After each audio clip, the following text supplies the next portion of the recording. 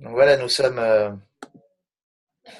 une nouvelle fois en connexion entre la France et le Brésil. Heureux de pouvoir retrouver Sylvie Chaining Cunha-Caray pour ces interviews live qui ont pour vocation à la fois de nous relier à l'intérieur de la communauté Sweet Eagle Tribe et puis au-delà avec des amis curieux ou engagés dans la tradition amérindienne. Et puis de pouvoir aussi bénéficier des enseignements de Sylvie Chining sur un certain nombre de thèmes, à la fois qui viennent de la tradition et puis qui viennent aussi s'inscrire dans notre quotidien.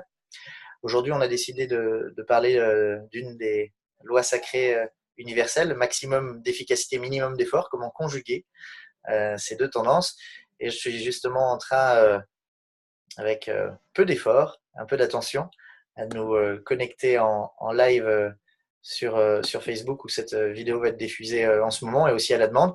Ça y est, je crois que la connexion fonctionne. Je vais pouvoir entamer cette interview. Je vérifie que tout fonctionne.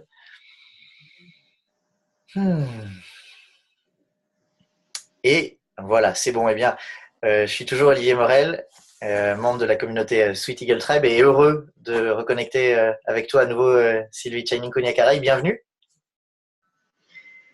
Bienvenue à toi aussi, Olivier, pour être ensemble aujourd'hui, à nouveau dans ce live. C'est intéressant ces lives qui viennent comme ça à chaque mois, hein, à chaque lune. Ils apportent toujours un caractère joyeux. Enfin, pour moi, c'est comme ça que je le ressens. Il y a un caractère joyeux.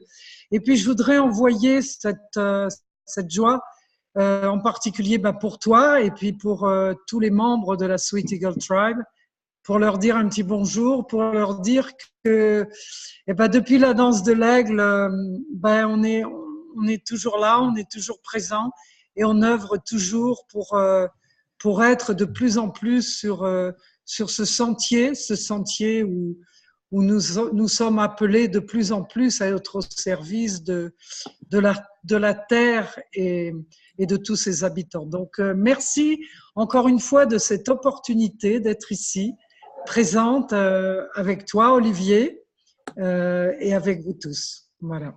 Merci Sylvie Channing Cunha-Caray.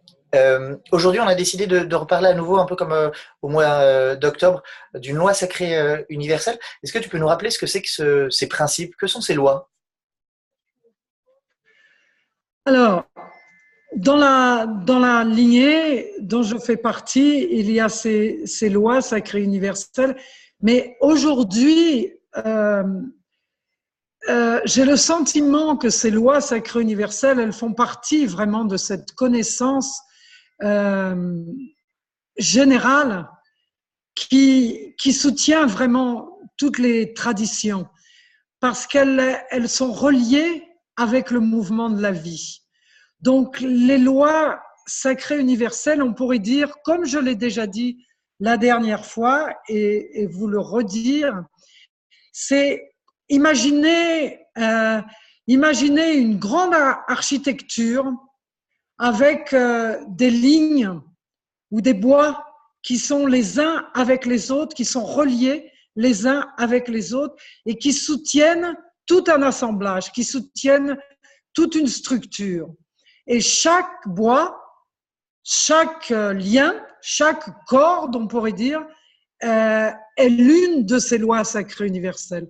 Alors en fait, il y en a des nombreuses des lois sacrées universelles qui mettent l'énergie en mouvement ici sur la Terre pour tous les êtres vivants et pour créer ce qu'on appelle une quintessence dans l'harmonie et dans l'équilibre de toutes les polarités, de tous les éléments, de toutes les forces, de toutes les vérités qui sont présentes ici sur la Mère Terre. Donc, ces lois sacrées universelles, on pourrait dire simplement, en synthétisant, qu'elles soutiennent vraiment notre univers ici sur la Terre, nos intentions et notre univers. La tradition dans laquelle tu t'inscris, Sylvie, et dans laquelle s'inscrit Sweet Eagle Tribe, c'est la tradition du Conseil des anciens aux cheveux tressés, The Council of the Elder of Twisted Head People. Et c'est une tradition qui est très ouverte, qui est métissée. Et ces lois sacrées universelles, on les retrouve en fait en observant la nature, le vivant, et elles viennent de beaucoup de traditions. Elles ne sont pas le monopole de quelques-uns. On est d'accord, Sylvie? On est d'accord. Là, on est vraiment d'accord. Ces lois sacrées universelles, elles appartiennent à la Terre, en fait, puisqu'elles viennent régir la Terre et nous apporter l'équilibre de ces polarités et de cet environnement dans lequel nous vivons. Donc, elles appartiennent à toutes les traditions. Et d'ailleurs, c'est intéressant d'observer que dans cette lignée du Council of the Elders of the Twister People, dont je fais partie, c'est, comme tu dis, ce sont des peuples, tu as dit, métissés. Moi, je dirais des peuples de différentes cultures, de différentes religions, de différentes philosophies, de différentes idées, de différents liens, hein, et de races aussi, et des personnes qui sont nées dans des continents différents et qui se retrouvent pour partager leur savoir. Et à travers ce savoir, automatiquement, ils sont soutenus par ces lois sacrées universelles. Et c'est vrai qu'il y en a quelques-unes, on pourrait dire, peut-être qui sont plus reliées à l'Occident, d'autres qui sont plus reliées à l'Orient. Et c'est là, justement, on retrouve le mariage de ces polarités qui se rencontrent et qui s'unissent pour que vraiment cette quintessence, elle puisse vraiment être mise en place par des hommes et des femmes de connaissance qui soutiennent ces lois sacrées comme la compréhension de la continuité de la vie ici sur la Terre. Donc, ces lois sacrées universelles, elles appartiennent à tous les peuples. Nous sommes les héritiers de ces lois sacrées universelles et notre rôle, c'est de continuer à les faire vivre en nous, à travers nous, par nous, pour notre vie et pour toutes nos relations. Parce que ce sont effectivement des lois qui sont aussi très concrètes, qui viennent nous rendre compte de notre vie au quotidien. Et la loi qu'on a décidé de discuter aujourd'hui, d'observer aujourd'hui, c'est conjuguer maximum d'efficacité, minimum d'effort. Qu'est-ce que ça veut dire, Sylvie? Voilà, cette loi sacrée universelle, elle est puissante comme toutes les autres. Et c'est vrai qu'on la rencontre à certains moments de notre vie, mais dans les premiers temps d'une vie, on a de la difficulté à être en contact avec cette loi sacrée universelle parce que nous passons par des phases d'âge et de réalisation. Et jusqu'à un certain moment de notre vie, nous sommes dans le faire. Et le maximum d'efficacité et le minimum d'effort, c'est être. Et c'est être dans l'énergie, c'est-à-dire que tout est énergie. Tout est énergie dans l'univers, c'est-à-dire que tout est là, disponible, à chaque instant de notre vie, à la portée de nous, pour pouvoir réaliser et manifester ce que nous avons de meilleur en nous, ce que nous chérissons de meilleur en nous, et des intentions que nous devons déployer, intégrer, apporter et vivre dans notre vie quotidienne. Donc, cette loi du maximum efficacité, au départ, on prend le maximum efficacité, c'est-à-dire l'énergie disponible. C'est l'énergie de l'univers, l'énergie qui est dans la terre, dans le feu, dans l'eau, dans tous les éléments, hein, dans tout ce que nous touchons. C'est une énergie qui est disponible, qui vient à travers de la source originelle de toute la connaissance et qui est en tout et qui est là pour répondre à la vie et pour nous enseigner à vivre en correspondance avec cette loi sacrée. C'est-à-dire, si on part du principe que dans l'univers,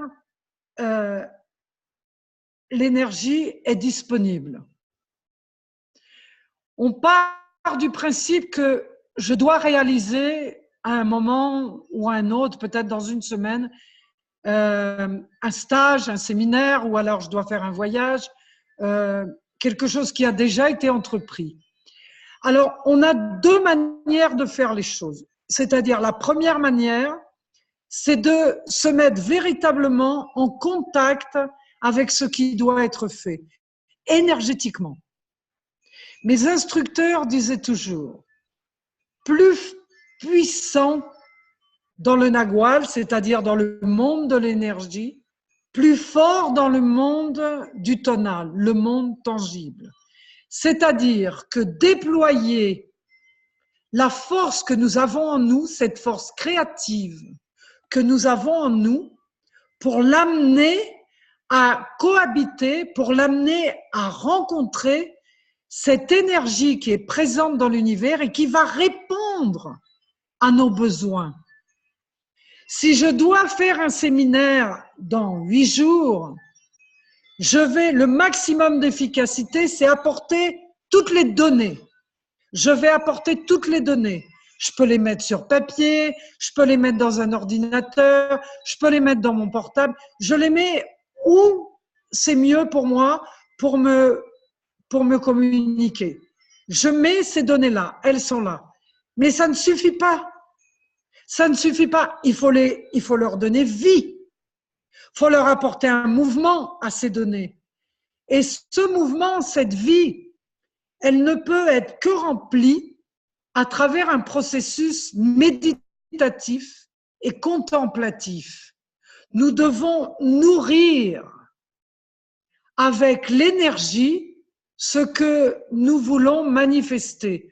Donc, si je veux réaliser ce séminaire dans une bonne efficacité, que tout soit à sa place, fluide et dans une activité physique, émotionnelle, mentale et spirituelle qui est harmonieuse, au premier abord, j'ai besoin de me centrer, de revoir les données que j'ai posées pour pouvoir mettre en mouvement cette énergie et ensuite me relier à la source originelle pour pouvoir apporter l'énergie nécessaire qui est toujours présente, qui fait partie de moi, parce que on est relié, on n'est pas coupé. À partir du moment où je manifeste un objectif dans ma vie, l'univers va répondre à mes besoins si je nourris ce que j'apporte, si je nourris ce que je mets en place. Si je mets simplement quelque chose en place, après je ferme mon ordinateur, je ferme mon classeur ou mon portable en disant maintenant que la vie fasse. Non, ça c'est le minimum, c'est le minimum d'efficacité. Et là, je n'obtiens pas le résultat voulu parce que le résultat voulu, il ne peut que provenir de cette reliance avec l'énergie vitale, de cette connaissance universelle qui vient en moi et qui m'apporte à travers ma force créative les idées, les suggestions, le regard que je peux poser sur ce que je suis en train de faire pour que ça aille dans ce sens-là, pour que ça se concrétise de la manière dont cela doit être. Donc, c'est vraiment l'énergie de l'univers qui est là, disponible, et à travers le rêve, les visions, à travers les symboles, à travers les choses que je vais entendre en buvant mon café, parce que je suis à l'écoute. Donc, c'est toujours être de toutes les manières, c'est toujours le maximum d'efficacité, c'est être vigilant. Et pour moi, le maximum d'efficacité, il est relié à deux choses. D'abord, à l'Est, au pouvoir de l'Est, et ensuite à l'aigle. Tout à l'heure, on Alors, a pardon, échangé. pour les personnes qui découvrent la tradition et ses sagesses, les quatre directions, et on en a parlé il y a quelques vidéos, les quatre directions sont importantes pour se situer dans le monde, se situer aussi dans sa vie. Et donc là, tu fais allusion à l'une de ces directions, la direction de l'Est, qui est reliée aussi à cet animal puissant qui est l'aigle. Je te laisse continuer. Oui, j'ai apporté ici cet élément de l'Est, du pouvoir de l'Est, parce que c'est celui de la manifestation. Et c'est vraiment ici les lois sacrées universelles, elles ont un lieu dans cette roue, cette cosmovision. Et ce maximum d'efficacité, le minimum d'effort, il est vraiment à l'Est. Quand un aigle est en haut d'une montagne et qu'il va prendre une proie, il ne va pas s'élancer sans voir tous les détails, tous les contours, tout ce qui fait partie de sa proie. Il va voir la proie, il va voir, peut-être il y a une tempête qui arrive, peut-être il y a un gros orage qui arrive, peut-être il y a un arbre qui est en train de tomber quelque part. Il va voir tout cet éventail de choses avant d'aller comme une grande vitesse se précipiter sur sa proie. Donc le maximum d'efficacité, d'abord, c'est d'avoir une vision globale de ce que nous voulons mettre en mouvement dans notre vie, que ce soit relationnel, que ce soit professionnel, que ce soit spirituel, n'importe quelle chose que nous voulons amener, nous devons y apporter tous les détails à travers notre vision, cette vision qui est reliée à cette source et dont l'énergie, et au fur et à mesure que nous allons nous recueillir en nous-mêmes, nous allons nourrir ce que nous voulons vivre, et à partir de ce moment-là, l'énergie va devenir de plus en plus forte, de plus en plus puissante. Et il arrive un moment, et ça je vous le garantis que ça se passe comme ça, il arrive un moment, on pose quelque chose, on manifeste un rêve, on se recueille, on va chercher l'énergie nécessaire, on regarde toutes les choses qui ont besoin d'être vues, qui ont besoin d'être touchées, on rapporte tout ça, et à partir de ce moment-là, l'énergie qui est recueillie, qui a été rapportée et à travers laquelle on va continuer d'être en contact quotidiennement, cette énergie, elle aspire, elle unit, elle joint, elle rassemble, elle assemble. Et on s'aperçoit à un moment ou à un autre qu'il n'y a plus aucun effort. Il n'y a plus aucun effort. Quand nous sommes dans des efforts monstrueux de vouloir obtenir coûte que coûte quelque chose dans notre vie, c'est parce que nous ne sommes pas reliés à cette énergie de cette source et nous ne sommes pas reliés profondément à notre essence et à ce que nous voulons véritablement manifester. C'est une perte de temps, le minimum d'effort est une perte de temps, c'est une perte d'énergie et c'est véritablement un chemin qui n'aboutit à finalement presque rien du tout, où les personnes ensuite, elles s'épuisent au fur et à mesure que la vie se déroule, elles s'épuisent parce qu'elles mettent beaucoup d'énergie physique dans la matière, elles mettent beaucoup d'énergie pour quelque chose qui n'est pas, elles ne sont pas reliées à leur projet, elles ne sont pas dans leur projet, elles ne le voient pas, elles ne le touchent pas. Elles ont pris connaissance de données, de faits, mais elles ne le vivent pas intérieurement à travers cette énergie qui est là, qui est disponible. Et à partir du moment où on commence à toucher un de ces lieux, l'énergie nous répond automatiquement. Va un peu plus à droite, va un peu plus à gauche, mets cette chose-là en mouvement, peut-être que ce sera mieux comme ça. Enlève ça, peut-être que ça ira mieux. Ça, c'est bloqué ici, ça avance pas. Stop tout, reviens à toi, médite, recentre-toi, reprends le projet initial, reprends le départ, vois qu'est-ce qui est bon, qu'est-ce qui n'est pas bon, qu'est-ce qui est nécessaire, qu'est-ce qui ne l'est pas. Où est-ce que tu perds de l'énergie? Où est-ce que je perds de l'énergie? Où est-ce que je suis impuissant face à quelque chose que je ne comprends pas, que je n'intègre pas, qui ne fait pas partie de moi. Donc, reviens à toi. Reviens à toi, parce que ce que nous voulons manifester, c'est quelque chose qui nous appartient. À partir du moment où nous voulons manifester un besoin, un rêve, un travail, une entreprise, c'est un rêve qui nous appartient. Mais nous devons le nourrir. Et c'est seulement à travers l'énergie qu'il est possible de le nourrir. L'énergie répond à l'énergie. Et à partir de ce moment-là, le mental obtient beaucoup plus de clarté.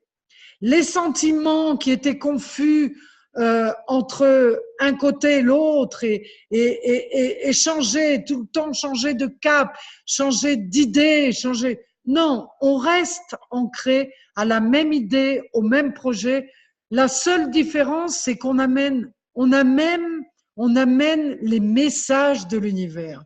Et l'univers va apporter exactement, dans une grande fluidité, ce qui est nécessaire de mettre en mouvement pour que notre projet puisse se réaliser à court terme ou à long terme. Merci Sylvie. Cet été, il me semble avoir entendu cette phrase à la danse de l'aigle, là où il y a effort, il y a erreur. Et en même temps, c'est difficile parfois de emporter par notre engagement. Moi, j'ai travaillé dans l'entrepreneuriat social avec des personnes qui étaient très engagées. Et parfois, on aime cet effort, cette excitation de mettre de l'énergie jusqu'à plus en pouvoir, quoi, et de constater aussi beaucoup de cas de burn-out. Alors, comment on trouve la justesse de bon dosage? Alors ça, c'est une question vraiment pertinente, une bonne question. Et on va revenir à ce que j'ai dit au départ. Le maximum d'efficacité, c'est être. Et c'est toujours apporter le mouvement. Et je pourrais répondre à une phrase chinoise là, de Lao Tse, qui est le Wu Wei, qui est le non-faire. Mais en fait, ce non-faire, c'est le non-faire dans le faire. Et c'est là où il y a un shift quantique qui doit se passer dans l'être humain. Parce que j'entends ce que tu dis. Et c'est vrai qu'avoir de l'enthousiasme pour un projet et être à fond dans ce projet, c'est magnifique. Et c'est un engagement. Mais tout est un engagement. Quand on stoppe notre vie, on s'aperçoit que rien que vivre est un engagement. Respirer, c'est un engagement.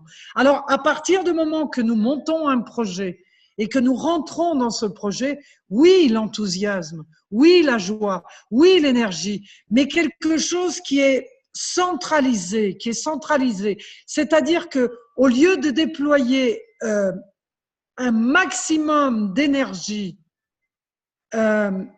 sur des choses qui sont complètement matérielles et concrètes, quelquefois c'est stopper ce TGV, pas le stopper complètement, mais le ralentir, le laisser continuer à avancer, plus à 250 km à l'heure, mais le laisser avancer à 100 km à l'heure et parallèlement revenir à l'intérieur de soi pour ramener une énergie nécessaire et comment on pourrait dire, une énergie dont on a besoin pour continuer à donner vie à notre projet. Si nous ne méditons pas, si nous ne faisons pas de rappel à travers notre conscience, il est sûr que tous les projets que nous allons entreprendre vont être des projets déployés avec un maximum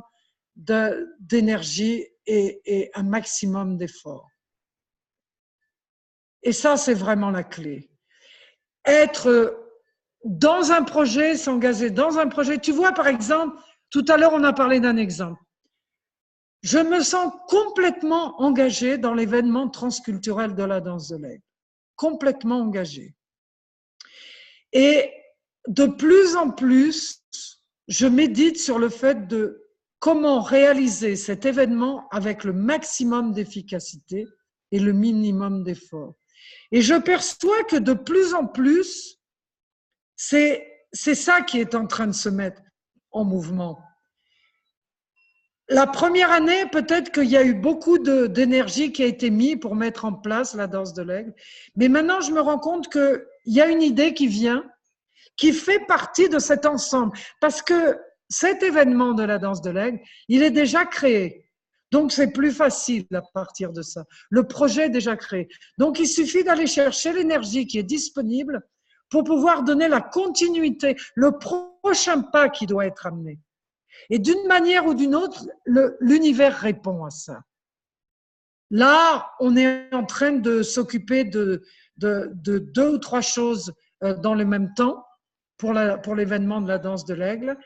Je prie, je demande à l'univers, je mets mon énergie dans cette prière quotidiennement et c'est en train de se réaliser. Je ne mets pas ça dans un coin, ça c'est le maximum d'effort. C'est-à-dire créer un projet où nous ne sommes pas là. Allô, allô, allô, allô, allô. Un répondeur va vous répondre, ne quittez pas. Allô, allô, allô. Il y a personne de l'autre côté du fil, il n'y a personne de l'autre côté. On monte des projets, on n'arrête pas de monter des projets. Il y a plein de gens de plus en plus parce que ça va tellement vite maintenant. Tout le monde est en train de monter des projets partout, des projets grandioses ou des projets plus petits. Je vais faire le projet de ci, le projet de ça.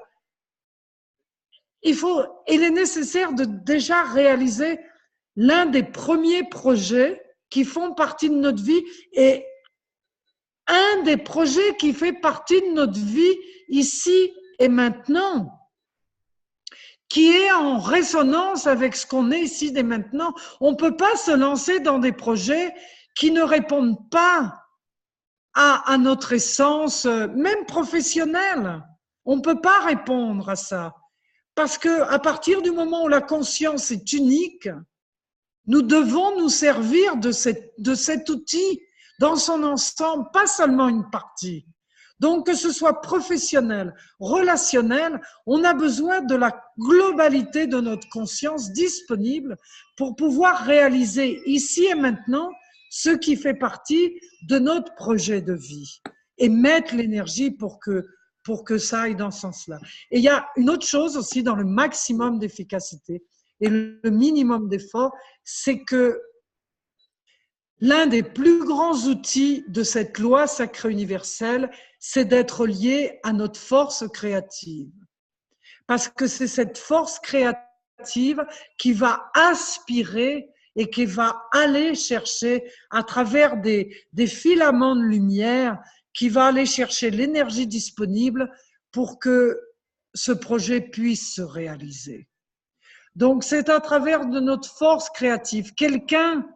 Encore une fois, quelqu'un qui n'a pas suffisamment de force intérieure pour faire naître un projet, pour faire vivre un projet, pour faire aboutir un projet jusqu'à la fin, c'est parce que dans son être, il y a des parties en lacune, il y a des parties en carence, il y a des parties qui ont besoin d'être nourries, il y a des parties qui ont besoin d'être revues. Peut-être que la personne elle a besoin de doser sa vie dans son projet, donner des temps de break, donner des temps de repos, donner des temps de stimulation pour que cette force créative, elle commence à coexister sans qu'on ait plus besoin d'aller la chercher.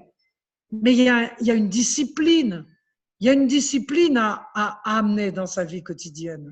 On ne peut pas s'éparpiller dans tous les sens. On ne peut pas s'éparpiller dans plein de projets à la fois. On doit faire vivre ces projets à partir de soi, à partir de ce que l'on est, et surtout prendre conscience de ce qui est possible et ce qui n'est pas possible d'être fait. Et à partir du moment où on se sent capable d'implanter un projet, quel qu'il soit, dans une relation amoureuse ou dans une relation professionnelle, nous devons chercher les éléments, les outils, les forces qui vont nous aider à renouveler constamment notre énergie et être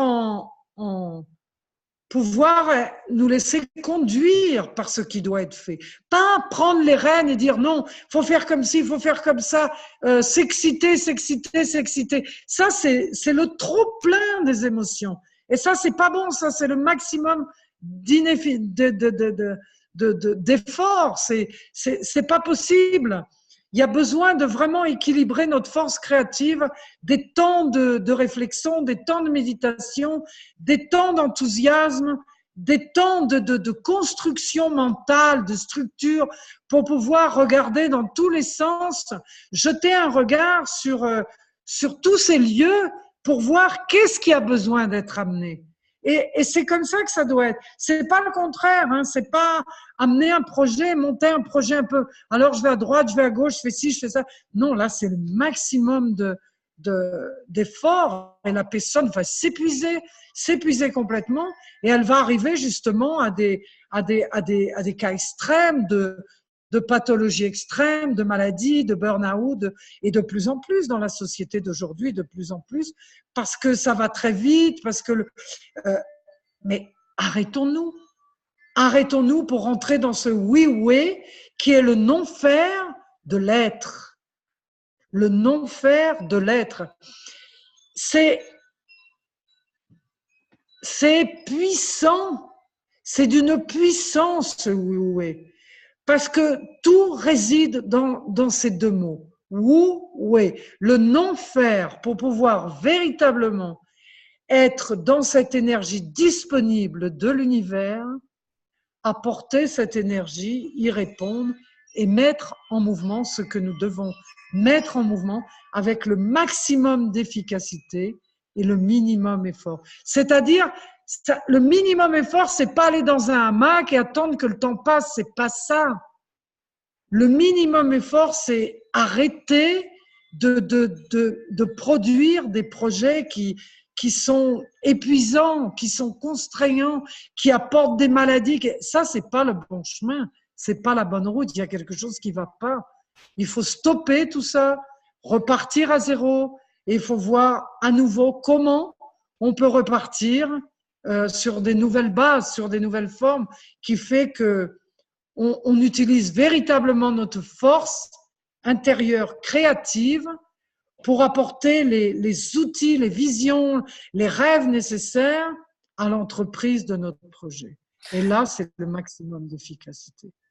Dans la bonne animation, activation de ces ressources, j'ai la sensation qu'il ne s'agit pas juste d'un enjeu personnel.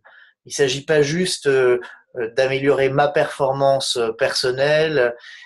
J'ai la sensation que tu as parlé de conscience unique. En quoi est-ce que le monde serait transformé si chacun d'entre nous était justement au rendez-vous de la combinaison de cette efficacité et de ce minimum d'effort? L'harmonie, le retour de l'harmonie sur la planète Terre, parce que à partir du moment où nous créons des projets dans le maximum d'efficacité, le minimum d'effort, ça veut dire que nous sommes reliés à la source, parce qu'à chaque instant, il y a des messages qui vont être captés à chaque instant. Donc, à partir de ce moment-là, nous allons œuvrer pour nous, pour notre projet et en conséquence, ce projet qui est pour toutes nos relations, toute la Terre. Quand des personnes montent un projet pour des écoles, pour construire une école ou mettre en place une école, c'est pour un collectif. Si à partir de ce moment-là, le projet il est monté avec un groupe de personnes qui est attentive à cette force créative, qui est en reliance à la source et qui capte ce que la source apporte comme information pour pouvoir véritablement manifester ce projet, il va se manifester. Et en plus, il va y avoir un incroyable enseignement pour toute cette équipe, parce que c'est ça aussi. Le maximum d'efficacité, le minimum d'effort. Quand nous sommes dans une équipe, par exemple, comme l'équipe de la 7, moi j'entends des personnes de l'équipe de la 7 qui disent « Oh, c'est un bonheur que de travailler avec toi ».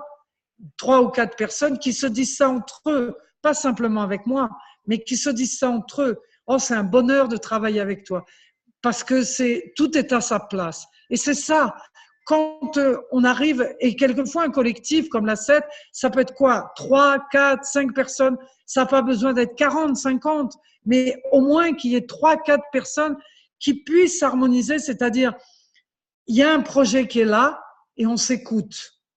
On s'écoute pour savoir, pour donner la continuité. Et à partir de ce moment-là, il y a une personne qui va amener une image ou une information, l'autre personne va amener autre chose, parce que nous sommes profondément reliés au projet, mais pas seulement au projet, à l'énergie du projet. Et l'énergie, elle est portée en conséquence, la danse de l'aigle, elle est portée par la lignée du Council of the Elders of the Twister People. Donc, nous sommes épaulés, nous sommes guidés, nous sommes aidés. C'est pas quelque chose que nous faisons à partir de qui nous sommes.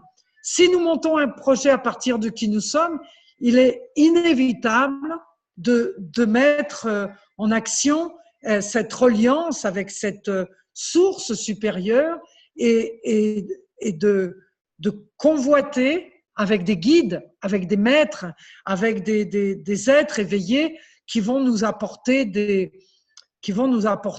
véritablement la marche à suivre, on pourrait dire, la marche à suivre dans un maximum d'efficacité, et pour nous et pour un ensemble qui va être l'équipe, et pour un ensemble encore plus grand, parce qu'une fois que l'équipe aura réalisé son projet, il y aura beaucoup de personnes qui vont pouvoir bénéficier de ce projet, de cette entreprise, de ce projet d'environnement ou d'école, dans l'éducation ou dans la santé.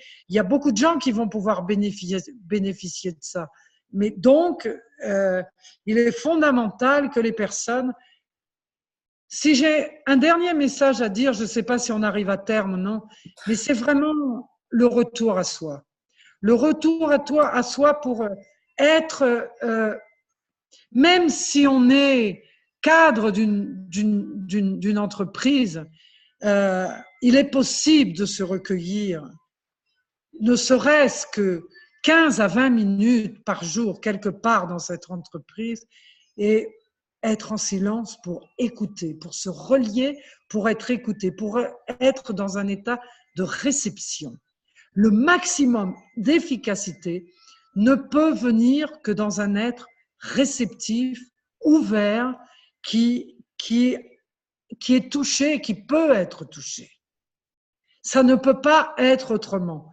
Donc, quand mes instructeurs disent le plus puissant dans le nagual, le plus fort dans le tonal, c'est-à-dire monde invisible et monde visible, ils veulent dire que plus on met d'énergie pour être en reliance avec ce monde invisible, cette source universelle, et plus nous serons véritablement ici dans la matière, dans la puissance de ce que nous sommes et dans la réalisation de ce que nous sommes, dans nos relations particulières, dans nos relations collectives, dans toutes les choses que nous faisons dans notre vie. Et cette loi sacrée, c'est peut-être la plus, moi je dirais pas difficile, j'aime pas le mot difficile, mais c'est la plus délicate à toucher. Et c'est vrai que on la touche plus à une certaine tranche de vie. Quand on arrive près de 45 ans, quelque chose comme ça, on commence à la visualiser avec beaucoup plus de compréhension. On commence à la toucher parce que tout simplement, parce qu'on commence à s'épuiser physiquement, mentalement, émotionnellement. On commence à s'épuiser, à essayer de faire des choses et de mettre tellement d'énergie dans tout ce qu'on fait et on y va et on est là tout le temps en train de se battre et il arrive un moment où le grand esprit nous dit stop, wait and see, stop. C'est pas par là que ça se passe. Arrête de te démener comme ça. Tu vas perdre toute ta force. Tu vas arriver à rien du tout. Tu vas t'épuiser. Tu vas tomber malade.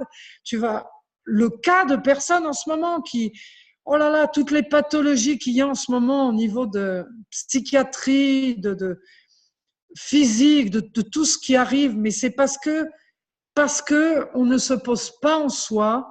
On ne revient pas à soi et on a l'impression que nous pouvons tout faire. Eh ben non, nous ne pouvons pas tout faire tout seuls parce que nous sommes des êtres de conscience guidés par une conscience supérieure et c'est cette conscience supérieure qui a besoin de nous guider. Que nous soyons des cadres, des médecins, des infirmières, des acteurs, des actrices, des personnes qui sont fonctionnaires publics, d'autres personnes qui font des travaux domestiques. Peu importe le lieu où nous nous trouvons, quoi que nous fassions et quoi que nous soyons, nous devons être principalement reliés à notre conscience pour être enveloppés d'une conscience beaucoup plus grande qui est la conscience universelle de l'univers.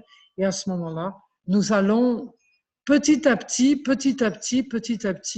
commencer à être touchés par quelque chose d'autre. Nous allons commencer à entendre, voir une manière d'être différente, une manière d'observer différemment, une manière d'être touché par les choses différemment, au lieu de s'énerver quand il y a quelque chose qui ne va pas. Non, on respire, on se calme. Non, on n'a pas réussi par là. Ok, stop.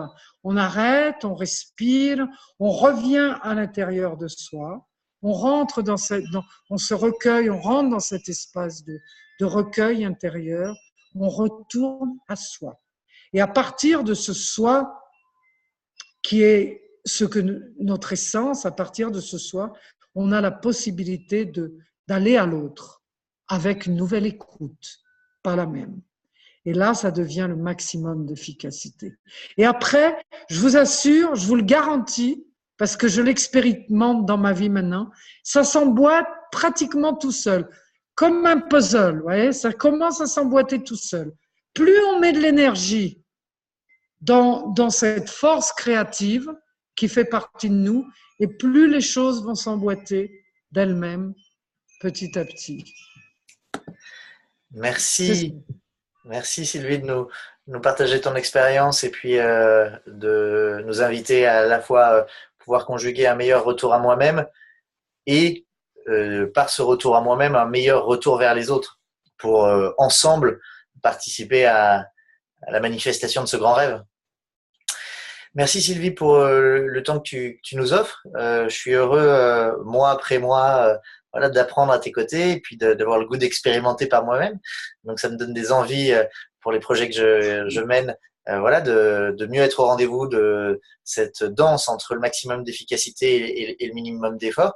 Heureux aussi que ça puisse être en soutien à la danse de l'aigle, puisque une partie de la communauté de Sweet Eagle Tribe est déjà en train d'organiser celle d'août prochain.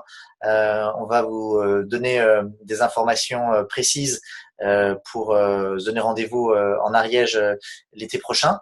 Si jamais vous avez envie de contribuer, de participer à la vie aussi de la communauté en ligne, n'hésitez pas à laisser un commentaire sous cette vidéo et j'aurai plaisir à nous mettre en lien les uns les autres pour qu'on puisse voilà, construire ensemble.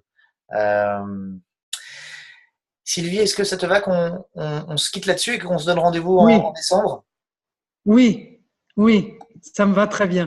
Je te remercie beaucoup, Olivier, toujours pour ta présence, pour ta gentillesse, pour ton intelligence, pour être l'être que tu es. C'est un plaisir toujours pour moi d'échanger avec toi. Et puis remercier aussi tous nos auditeurs et auditrices qui sont présentes aujourd'hui ou peut-être après, qui... Mais sachez en tout cas que nous mettons tout sur YouTube, tout ce qui est fait avec Olivier et avec d'autres aussi. On est en train de tout concentrer sur un YouTube de Sylvie Shining Kouyan Karaï et vous pourrez avoir accès aussi à ce contenu au moment où voilà, au moment où vous le désirez. Voilà, donc merci Pila Mayahe, Olivier, pour tout, vraiment, pour ce jour d'aujourd'hui. Et que la vie résonne toujours en nous, autour de nous, et que nous soyons toujours et de plus en plus des aides de plus en plus efficaces et de moins en moins dans l'effort et de plus en plus dans la vitalité de la vie. Yahoo! Yao, à bientôt Sylvie, à bientôt À bientôt. la Sweet Eagle Tribe et nos amis. Yahoo!